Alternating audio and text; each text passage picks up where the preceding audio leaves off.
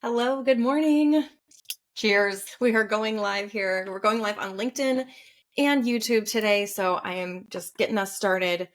I'm really excited for today's session because it's a little bit less structured than the other ones I've been doing. And that's exciting because it means we can really get into specific questions people have.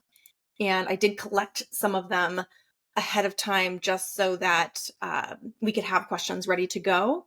And then you could also pile on and add more questions as we get started. As I do, I should have closed my blinds right before this. The sun is coming in. It's a wonderful California morning. Birds are chirping, so we're good over here. Hi, Noreen. Welcome everybody. Yes, so today is going to be an Ask Me Anything session, all about anything related to community building and memberships. So that's obviously quite broad, but you're welcome to bring all of the broad information or all the broad questions that you might have to today's session. Because I know that getting into the weeds on this work makes all kinds of things come up.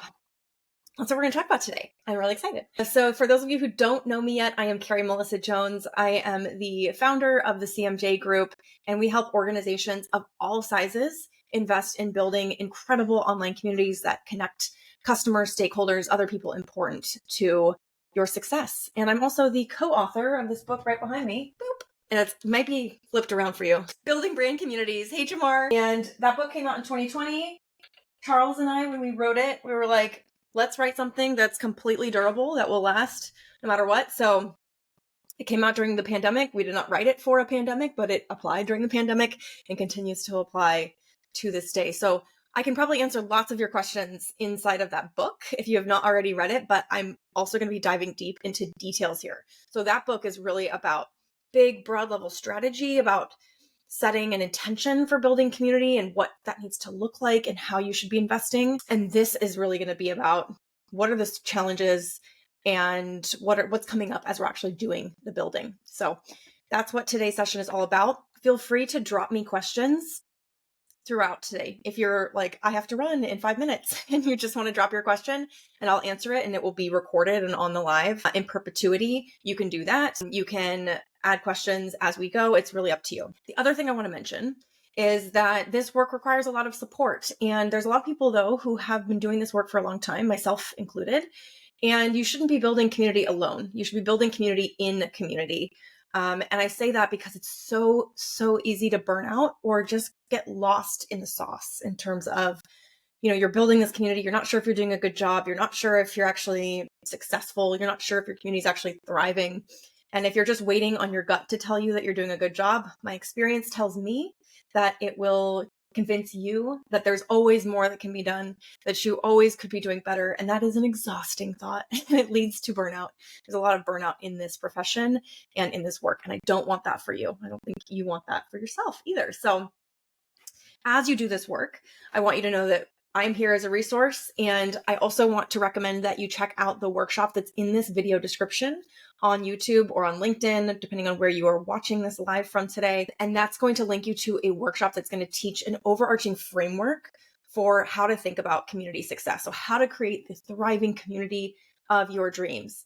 And that's going to walk you through this 6-part framework. It's going to go deep into examples and details and really teach you what you need to know, whether you're just getting started in your community journey or whether you're even a few years in or multiple years in and you want to optimize what you already have. You want to make sure that what you're doing is actually following best practices, if that's language that resonates with you.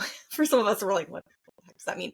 Following what experts would tell you to do is what I'll just call that. So yes, that's what we're doing today. All of the questions. I already see one came in from Jamar. I will answer that one first because I'm going to give precedence to the questions that are coming in live for those of you who are actually here today. So we'll begin there and then we're going to jump and dive into even more questions that I have that I've collected from others who have asked me their most burning community questions. So, all right, Jamar, your question. What's your opinion on month-to-month membership payment options? I recently changed to quarterly and biannually. Yeah. So it's interesting because I actually have a monthly payment option and I don't recommend them. Not because I have one. I am breaking the rule because I know the rule because I'm allowed to do whatever I want. But my opinion on month-to-month memberships is that almost all communities take more than 1 month to get any kind of value out of. And so it's important to set that expectation going into things. And when you have a monthly membership, that starts to set the expectation of, if I didn't get enough value out of 30 days of being in this membership, that I shouldn't continue in it. And so what it's also doing is it's forcing someone to make a decision every 30 days. Should I keep paying or should I not? And this isn't like Netflix where it's like, well, yeah, I watched, I don't even know how many hours of Gilmore Girls last month, so obviously I'm going to renew. It's like, did I actually make the time to do the thing in this membership that I told myself I was going to do? And a lot of times the answer to that is no, somebody didn't. But just because they didn't do anything concrete in 1 month in your membership doesn't mean it's a failure for them. It doesn't mean it's a failure for you. It means that they're going to have to find a way to rededicate themselves and find an avenue in to the membership. But it's really, really hard to get people in 1 month. We will eventually turn off our month by month option. I was testing it because I was testing my own recommendation here, and I learned exactly what I thought I would learn, which is that when people sign up monthly, they tend to churn faster. Obviously, they churn faster because they can churn faster, but those who have been on our quarterly plan tend to continue on the quarterly plan, or who sign up for the annual plan. I have a feeling that they're going to make the decision to stick around at a higher rate than those who are on the monthly plan. Now, we don't have a ton of data. Our membership is fairly small. We have about 50 to 55. I was just looking at the data earlier today, members. And then we also were looking at, we have free trials and things like that turned on. So all this to say, the bottom line here is that if you can avoid it, do away with a monthly membership option, especially if your community is about anything work related or professional related, because it takes more than 1 month to get networked, to get value out of something. So that is my bottom line answer to that question. All right. Yeah.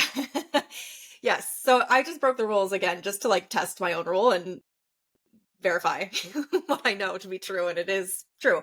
We're already also turning off free trials. It's not that I don't think free trials can work. I think they absolutely can, but they're not necessarily attracting the right kind of member. Now, the sales cycle is going to take longer if you turn off free trial. It's going to take someone more touch points, probably, for most folks to actually sign up. But then once you get that person in your membership, they're much more likely to stick around. And if you're thinking about community health holistically, that's what you want. You don't want a bunch of people in there for a month, 2 months, 7 days if it's a 7-day trial. You want people who are going to be in there for at least a few months so they can make friends, they can build relationships, they can make some progress, and then you can watch that progress and then share that progress that they're making, and then share that out. It's like a big virtuous cycle of everybody's winning in this environment. All right. Gabe, question from Gabe here. Great question, Jamar. Question from Gabe. One question: how can we bring back life to a stagnant community? I love this question because there's always something we can do. And a lot of our clients come to us with questions like this. Like, we launched a community 1 year ago, 2 years ago, or we had tried something before and it's just not working, but we're not quite ready to give up yet. And I love those clients because it's so important not to give up. It takes about 18 months for communities to really hit their stride. And for those of you who have been following me for a while, you're probably like sick of hearing me say that, but it's just the facts. Okay. And so if your community is stagnant, the number one thing to do is take a little bit of a step back. So I would ask you a couple questions about that. Number one, I think the most important question for me to ask you would be, when was the last time you talked to a handful, about 10 of your members, one-on-one? When was the last time you stepped back and invited them in for a conversation with you? Hopefully in person or on Zoom or phone call. Email doesn't even count. I'm not even going to let you count that. Okay. Like a real synchronous conversation. When was the last time you had one? And if you don't know, then that's the first step to take to bring that life back to the stagnant community. Because what you're going to need to do is take a step back and re-strategize. Because your first attempt at the community, it's not that it wasn't successful. It's that you learned that something is not quite right about it. That the energy might be off, the vibes might be off, the strategy that you took might just be slightly off.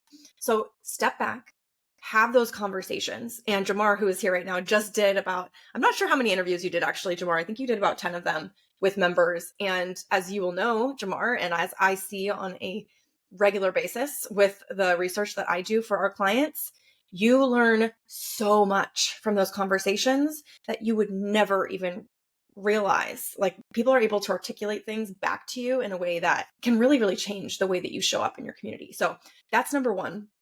And then number two would be to get all of that information then together and pull some insights on it and decide, okay, what is our strategy moving forward? So we have a whole structure for doing this. And I was just sharing that Jamar is doing this. He's going through our Engage Your Online Community course right now, which is inside of the CMJ community membership. And it helps you actually take that step back really diligently and strategically. Now, is it easy? No, it's not. It's very time consuming. It's time consuming to talk to people. It's time consuming to digest all the information that they've shared with you. But is it worth it? 100%, 100% worth it, because you're going to learn so much. You're going to come up with so many ideas. People are going to feel more connected to you and the work that you're doing. There's just no bad that comes out of it. So we give you the structure and the process for all of that so that you can step back and start to reinvigorate that stagnant community. Now, a lot of other community builders would probably would have just thrown out 15 tactics at you and been like, run a re-engagement campaign and blah, blah, blah. That's all fine and good, but they're just Band-Aids. They're just Band-Aids for what you actually need to do, which is to get strategic and build relationships, build trust, because that's where the real value of building community comes from. Not just being able to show engagement was X% or Y% 1 month. So I feel very strongly about this, in case you can't tell. And I see a lot of BS out there that I just don't want you to follow and then get completely lost and like just lose your way on your journey. So I hope that's helpful, Gabe. If you have any more questions about that, please let me know. All right, Sarah, let's see. Oh, you mentioned I've been struggling with whether to provide a monthly option, but my work is usually quarterly, not monthly. Sarah, like, since you're doing OKRs too, like, you're not gonna, maybe you can do like a cycle of setting OKRs in a month, but the actual, I mean, will know this much better and more intimately than I do, that actually following through and measuring them and like seeing the outcome of them is not going to be done in a month. I don't think OKRs are ever like, I don't want to speak on your expertise. Everyone follow Sarah. If you are inspired to follow the OKR model for goal setting, yeah, that's like her whole goal setting and OKRs is her whole area of expertise. So I'm not going to speak on behalf of them, but yeah, I don't think it makes total sense to focus on quarterly at least. As an entrepreneur myself who has tried to set OKRs multiple times for our team, and we've like defaulted basically to just SMART goals because OKRs have always confused me. I know that it takes probably about a year for us to like figure out what the real setup is, and I would want support through that whole process. So anyway, that's all to say, yes, I think a non-monthly option would make the most sense. Yeah, Jamar said, I was noticing when I raised my price, the monthly numbers started to churn way faster. Exactly. Yeah, because they think that they can just get in at the monthly price, get what they need, and then get out. And that's not how memberships work, not how community memberships work. It's not like you're just getting access to like a dump of content. It's not what a community is about. All right. And then Sarah, question, Carrie, you talk about quiet communities. Can you talk a bit about why and how you take that approach and how to ensure that a quiet community is high value? Yes. So we talk about quiet communities, and that's one of the principles that I use to design the communities that I build for ourselves, for the CMJ community, as well as for our clients. And it's just this concept that we're not creating engagement in our community for engagement's sake. Any kind of engagement that we're creating has to be purposeful and intentional. It has to either connect people to other people or to the purpose of the community. I call those the 2 Ps, people or purpose. If the content that we're creating or the programs we're creating is not doing one of those 2 things, then it's just fluff. And what happens is that people start to tune that out over time and view your community as low value. So actually a quiet community, one in which there is less content, but it's very curated content, it's very thoughtful conversation that's happening there, is actually much higher value than one where there's constant content, constant questions being asked, constant memes being posted that aren't helping people make progress or meet other people.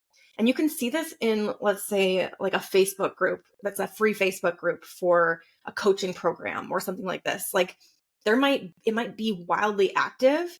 And from a vanity perspective, that might look really impressive for someone to say, yeah, I have, 100,000 people in my Facebook group and there's constant activity in there. But if it's not really connecting people to each other and to making progress towards purpose, then it's just a distraction. So that's why that's why it's just something that I build into everything that we're doing. And that takes a lot of the pressure off, because what I really want people to take away from this is that they don't have to always be posting something every day. They don't even have to be posting something every week. But if they have something, even if it's every other week, or even just once a month, you do a gathering and then have great conversation around that gathering, that in and of itself can still be high enough value that people are willing to show up for it and pay for it, because it is curated, because it is going to help them make progress. So in communities, if people stop making progress, they will stop engaging. So we've got to help them through making that progress. And actually, if we're just throwing content at them, they're probably overwhelmed and confused and making less progress than they would if we just said, here's the thing that we're focusing on this month, or here's the thing that we're focusing on this week. So that's my take on quiet communities and why I think they're so, so important. All right. Amazing. Great, great, great questions. Oh, thank you, Gabe. Gabe says, I loved your book, by the way. It's amazing. Thank you so much.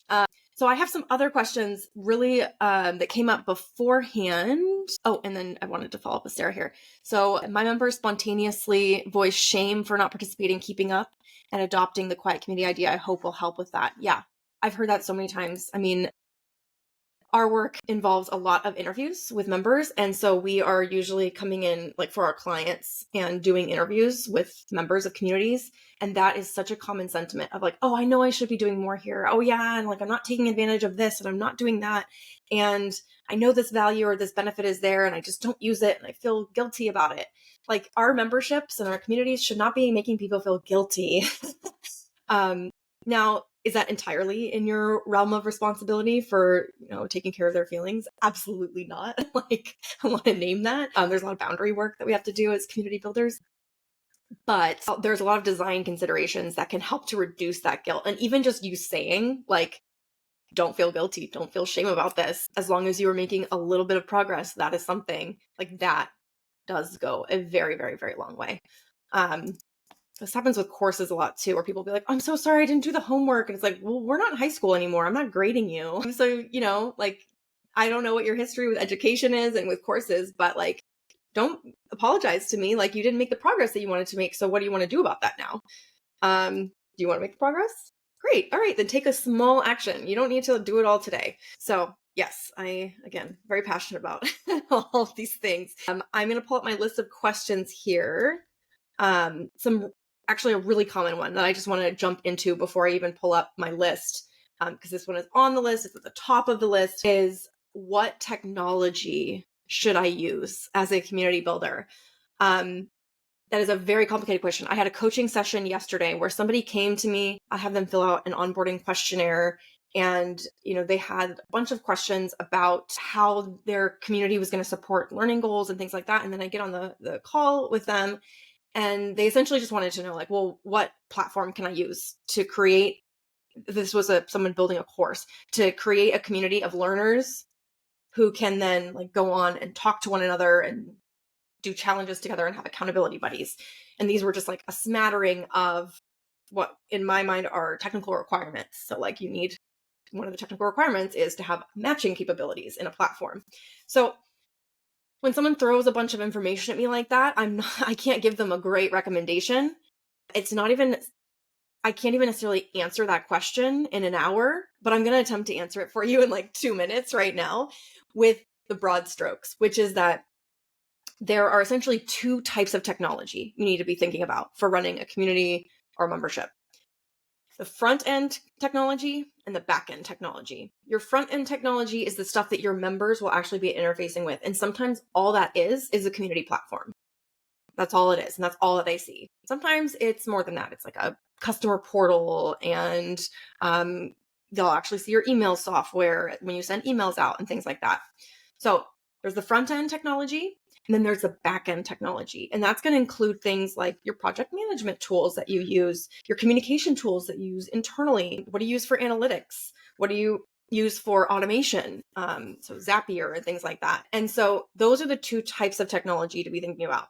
I actually have a free workbook on tech stacks that you can download. I actually included it in this video description because I knew we were going to get into technology discussion as part of today's Ask Me Anything session.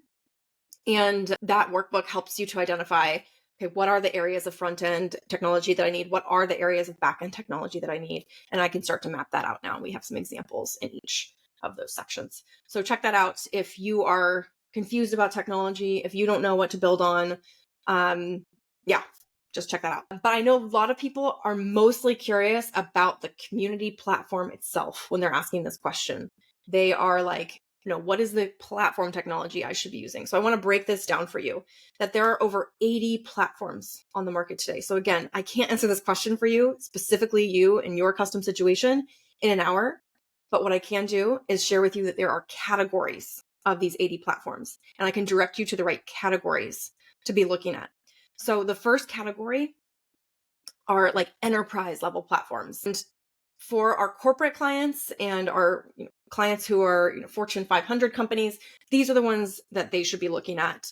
So if you are a small or medium-sized business, I wouldn't even bother looking at these, but you might come across them in your research and they might confuse you. So I want to name what they are. They are Khoros, Khoros is one of them.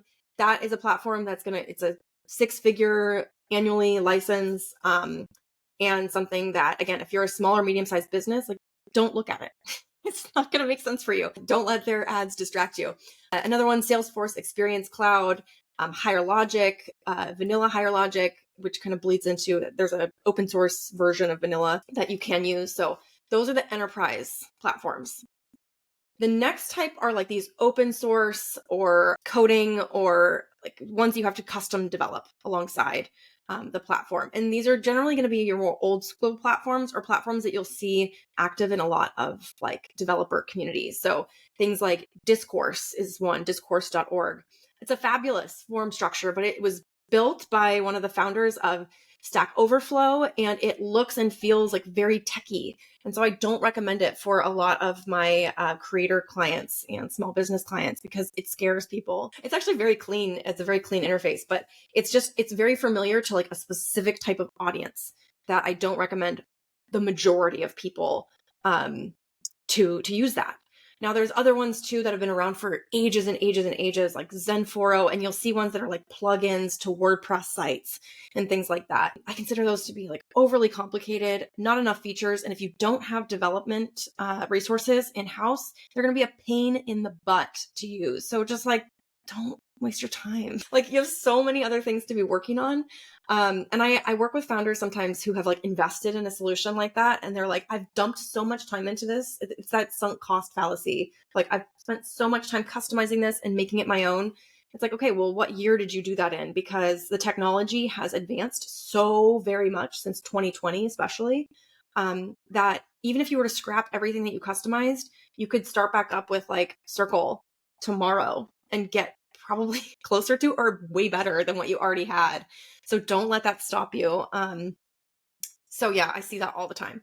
Now, the third type of community platform is actually, there's 2 subtypes of this one. So I should have made like a whole visual for this, and maybe I will afterwards. But these are more the communities that are focused on creators, small businesses, and mid-sized businesses. And there are free options and there are paid options. So the free options of these are things that you're probably very familiar with. So Facebook groups, Slack, Discord, where you can spin up a community within minutes and you don't have to pay for it, but you also don't have full control over the experience. You have to use lots and lots of workarounds to work with them. And especially in the case of like Facebook groups or even to some degree Slack, but mostly for Facebook groups, you can't get access to the data that you need about how people are connected to, like as customers to you.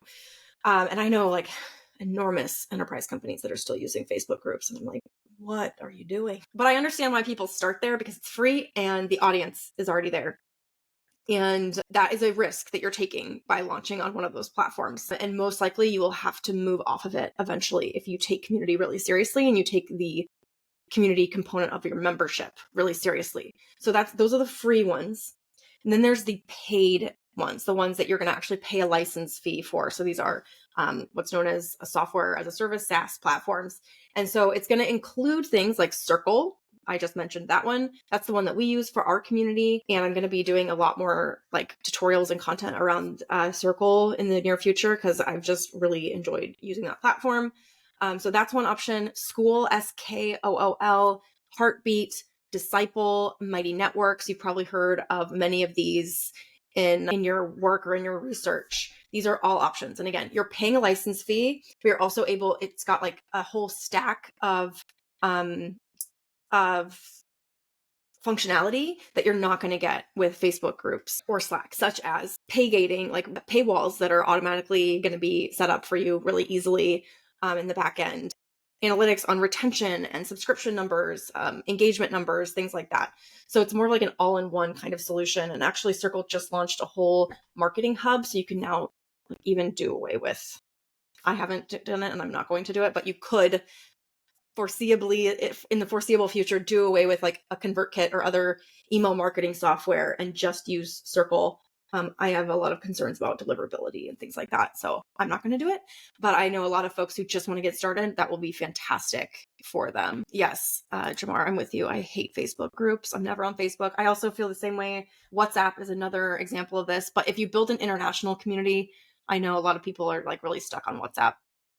The main difference between like a Facebook group and a WhatsApp or a Discord is like WhatsApp and Discord are meant to be more of synchronous communication. So things that are happening live, like chat that's happening right away. Whereas Facebook groups, circles, things like that feel more like there's some spaciousness around it. Like I can respond to that in a few hours or even in a few days. I don't have to get on WhatsApp or like I will lose the thread of the conversation. Yeah. And for me personally, as somebody who gets really overwhelmed with all the communication that's happening, and I don't know anybody who doesn't feel that way, that just doesn't work for me. So that's why I don't usually recommend it. Yes. And then Sarah, as you said, yeah, I'm so happy with Circle. It's so clean. I like that you can switch communities instead of having a separate login for everyone. Much better UX. Yes, that's one of the things that drives me crazy about like, here's another whole subset of communities, which I don't even call communities because that's not their main like function, but like Teachable and Kajabi and Podia, they're course platforms that have community functionality onto them. They're going to force you to create separate logins for every course that you ever, or every like school that you ever join as a member. And that's going to drive your members crazy. I can't tell you how many times I've gone in these huge circles, like trying to figure out how to log into different creators, Kajabi setups. Oh my gosh. And I put the quotation marks there because they're generally thinking about community as just like responding to comments on a worksheet or a video. It's not really community in the sense of, okay, well, we're going to have a discussion about this piece of content, or we're going to host an event next week, or we're going to have office hours, these kinds of things that Circle is going to enable you to do really easily right out of the box. So again, I have that tech stack workbook that I recommend downloading if you have not already organized your tech stack, and that's going to help you to just get everything in one place and start to think about other technology that you might need. It's very simple. Adrian mentioned, I thought Disco was pretty cool. I have not checked out Disco. Yeah, and there's some new ones that are getting started. I always give them a couple months because I just like want to see what they're doing. I also want to know like what the founding team, what their deal is. Like, are they here to really build community and support creators and small businesses and medium-sized businesses? Or are they here to just like get some money from VCs, build a thing, talk to Alexis Ohanian and then get out? I'm very cynical about people in tech, only because I grew up around them and I was one of them. Okay, so another question that came in that I wanted to share an answer to was, how much should all this stuff cost you? How much money should you be putting into building a community? Now, the answer to this question is going to be very different if I'm talking to an enterprise level organization versus creators and small business owners. I'm going to talk more to that second audience right now, because getting into enterprise budgets, which I know it's budgeting season for a lot of you right now, it's just not what I want to talk about right now. But I think, yeah, as Adrian said, you blink an eye and another community platform will appear. Yeah, that seems to be happening right now. All right. To answer that question around how much should it cost? So I really think, especially as you're getting started, we let this thought of like, oh my gosh, I'm gonna have to spend so much time and so much money. We let that stop us when really we just need to put one foot in front of the other.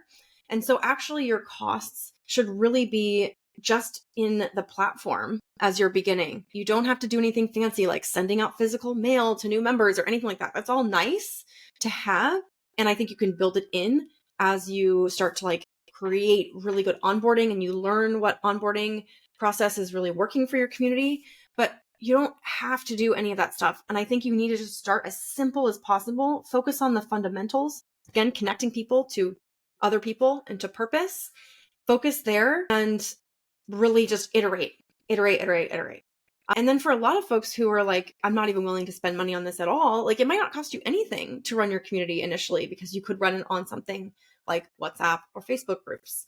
Again, there are reasons for a business owner that that's not a good place to start. But for many of us, like as we're getting going, like that's a fine place to begin. So I just think it's important to keep in mind that actually we should be spending less money and more time as we're beginning. Now, over the long term, though, I don't want that to seem like I'm suggesting that you then have to spend all your time all day in the community. Managing it is going to be a 24/7 job. No, because we need you to not burn out. We need you to be in this for the long haul. So I actually recommend that once you have launched your community, once it's out in the world, you spend about 2 to 3 hours per week in there. Again, not speaking to enterprise community builders right now. And you should be spending time doing other things for the community, such as marketing the community, tracking analytics and things like that. But in terms of the time you actually spend in the community, it should be about 2 to 3 hours max. That's for hosting events, for posting content, for answering questions, because you should not be the only person who's in there answering. And actually, you stepping back is a gift to your members to help them step up and say, actually, we can help each other. We don't need Carrie to have all the answers to questions. So I always like to create lots of spaciousness around that. There's a whole conversation going on in the chat right now about Facebook groups. Yes. And as Pat said, like, with Facebook groups, it is totally about knowing your audience. Like, who are you really serving here? If it's like, and because I was one of them, I just moved back to California, but I was going to say Midwestern moms, like, I was one. I lived in Wisconsin, had a baby in a giant Stanley Cup. Like, if that's who you're going for, then Facebook groups might make sense for you. I'm part of a community of moms here in California, and there's a big WhatsApp community for us. There's also a Facebook group. It's very quiet, but the WhatsApp is like what's popping on a regular basis. I mostly just observe it, and most people that I've talked to are mostly just observing it because it all moves so fast that I'm just like, okay, I can only check in every couple days. Just a waterfall of content. So it's not optimized. If they were to ask me my opinion, I would tell them to change. But you're doing what you can with what you have. You're knowing your audience. You're working with constraints. And I think that's perfectly fine. A lot of clients will come to me and they'll be like, oh my gosh, I'm on Slack. I'm so sorry. I know I've made a huge mistake, but can you still help us? I'm like, yes, I can totally still help you. I can still help you. Even if you're on Facebook groups, even if you're on Slack, I understand that we're usually most of the time not working in ideal circumstances. Yeah. So just know your people. I love it, Sarah. I'm a Gen X son with a millennial rising. That's cute. Yes. All right. Yes. Noticing lots of people leaving Slack to these other purpose-built platforms. Same thing with Facebook. Even big corporations are finally like, okay, we will leave. I'm like, wow, it only took you 10 years to do that. All right. Yes. And yeah, it's Adrian. So Adrian runs a really cool community for stamp collectors. I'm like obsessed with Adrian's many hobbies. And yeah, that's stamp collectors, like they're on Facebook, like talk there. So yeah. All right. So Sarah, you mentioned partly because of the single login thing that Carrie mentioned, Slack lets you switch between communities, circle emulating. That was super smart. Yeah, I agree. A lot of people will tell me when I do interviews, like, oh, I'm only part of this community, or I only participate because I have Slack open at work all day. Or maybe they would say that for Facebook because I have Facebook open all day. And so I see the notifications. I actually pay attention to them.